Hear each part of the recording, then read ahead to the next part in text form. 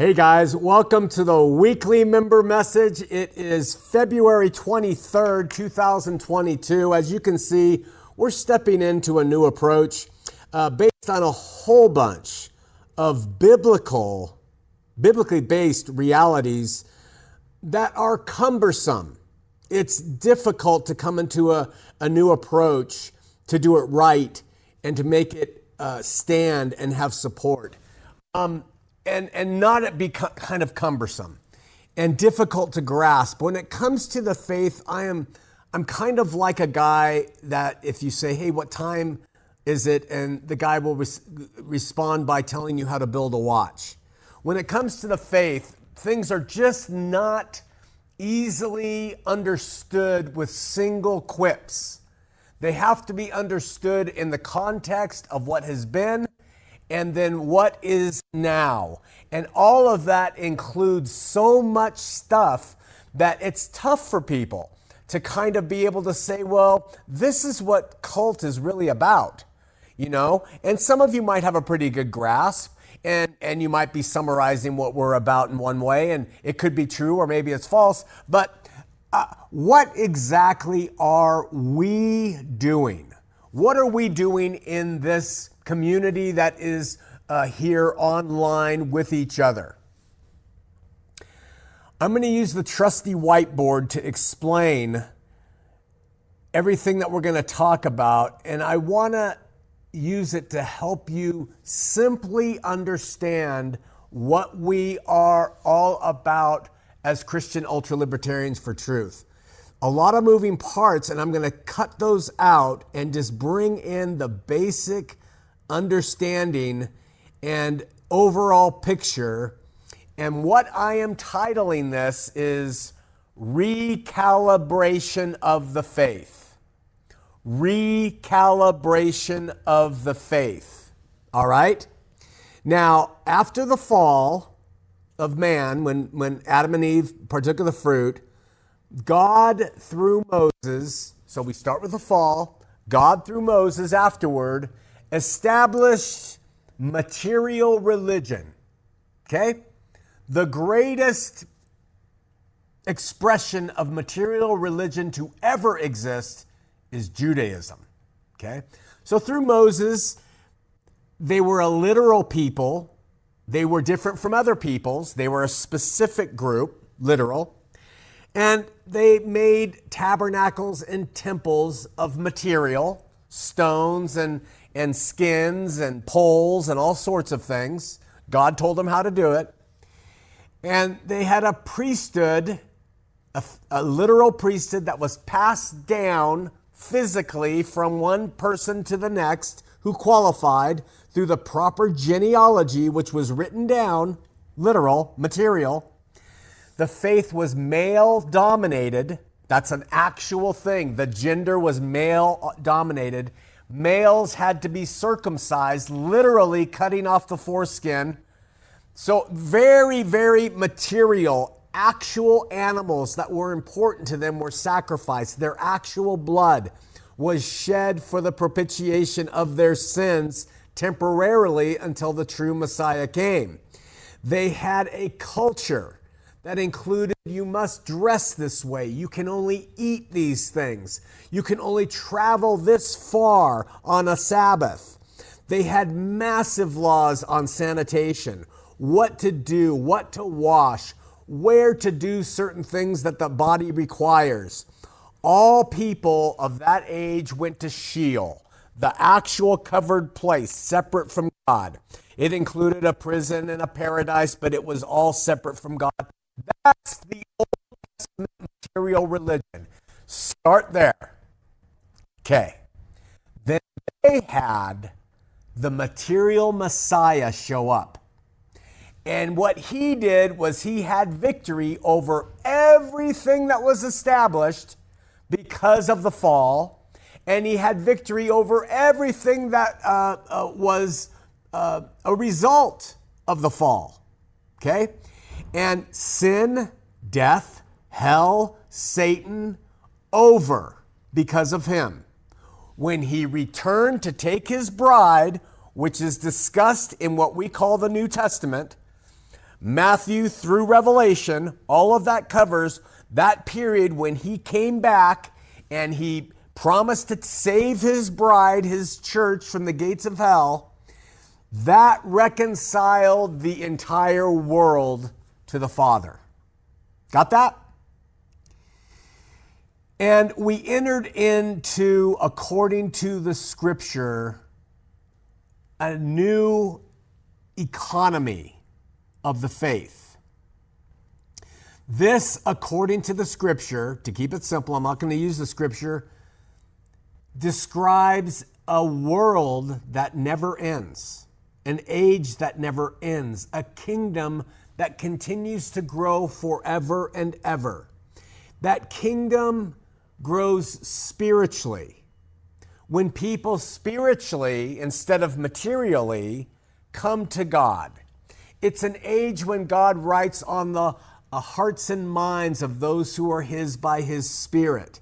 It's an age that is all based in the things of a spirit, including a spiritual New Jerusalem, which is above us in the heavens now. And that is where God and His Christ live, and they govern this kingdom that is spiritual. It is a kingdom that is within us, as Jesus described it to be. It's a kingdom that it's unshakable. Material kingdoms can be shaken. Immaterial kingdoms of the Spirit cannot. It's unshakable, and all go to heaven as a result of this victory Christ had.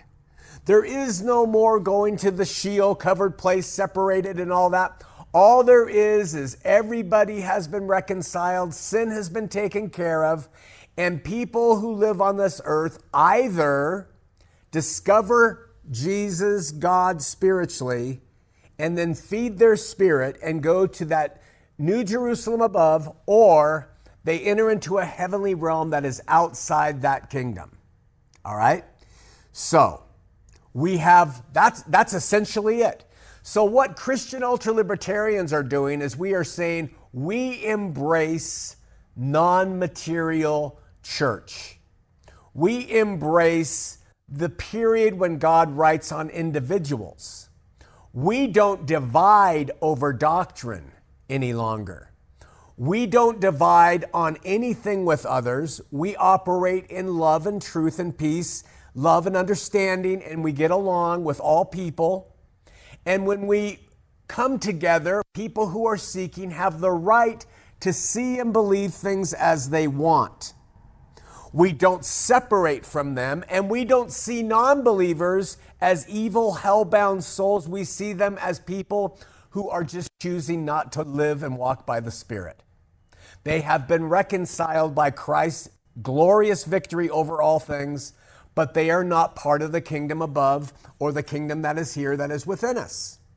Now, when we look at the history of what has happened since Jesus had that victory, I'm going to go to the whiteboard now and talk about that. All right? So here it is. We have the Old Testament, and we know that that was material. We have Jesus come in and fix all things, and He makes the kingdom spiritual. And it is a place where peace, love, and understanding should abide. And we discover that instead of men and women embracing this as the Bible describes it, they established religious tradition. Who are those who established religious tradition? Our Catholic friends and our friends who embraced Eastern Orthodoxy. Okay? And through those traditions, they said, well, you got to pray to Mary, and you've got to do this, and you got to pay this indulgence, and you've got to worship icons, and this and that, and this and that, right? Religious tradition. That's the traditional approach that we have had in the faith. The next thing to come in line is the Protestants, and they call that the Reformation. And what the Protestants said is, we want to reform everything that these religious traditions established, and we want to get back to playing church the way the Bible describes church being played back in the day. Okay? They invented something called sola scriptura, and they said now we have to look at that material book, so they've hearkened back to material religion, and we have to do the things that are done during Jesus' day when he was reconciling the world. We have to do all those things, and so they have been playing church. Problem is, they don't agree with each other. Problem is, they demand different things. Problem is, they interpret things differently. Instead of saying everything is spiritual and it's up to the individual and the faith is subjective, they've said, no, the faith is objective. And you must do how we say. Okay? The next movement was the Restoration. And in the Restoration, Alexander Campbell, around the late 1790s, he looked at what the Protestant Reformation did and what the religious traditions did, and he said, no, we need to bring everything back and restore it to the earth. That was the Restoration movement. And the disciples of Christ were part of that, but the biggest expression of the Restoration movement is Mormonism. Mormonism is the consummate material religion of our age. Did you know that? That everything with them is back to the Old Testament type, where they have temples made with hands, they have a priesthood that's handed down, they have rules and laws of what you can eat and how you should dress. It is consummate material religion, and it's in effect as if they didn't see that the faith went from material to spiritual because of Christ. They just wanted to restore everything back to the earth. We are saying that this was a fail, this has been a fail, this has been a fail, this was successful right here, this was a fail. And so what we need today in the face of all those things is recalibration.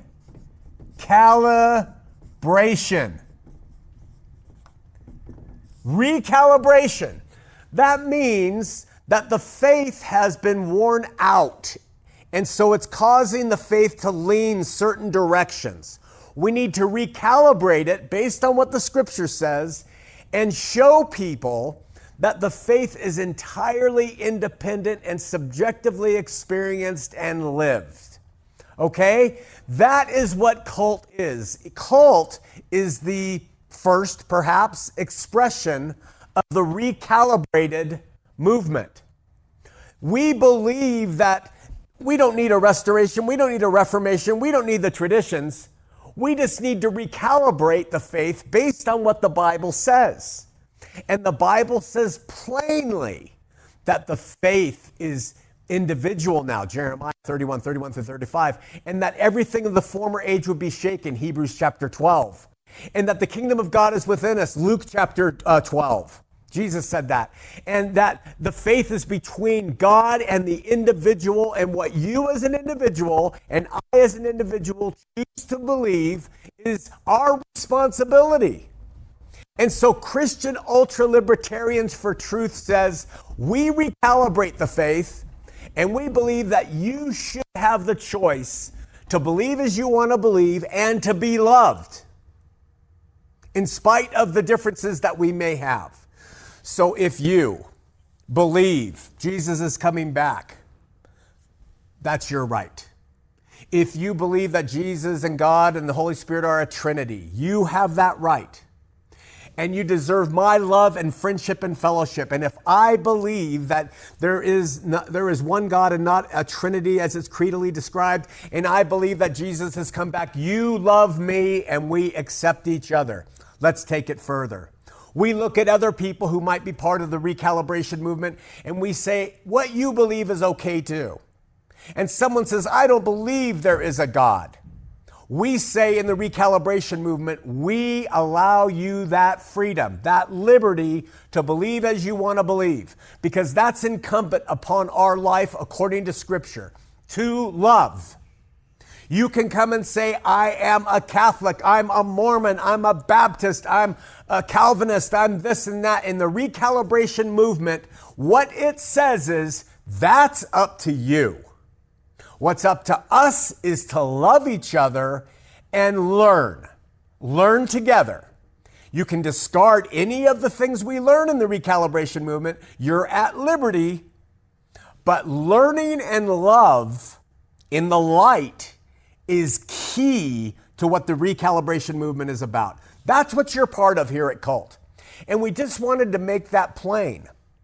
So what we're doing is you have a number of series here, and you can consider the content of those series if you choose. If not, you can just be a member and you can socialize and converse with people in the different discussion groups, okay?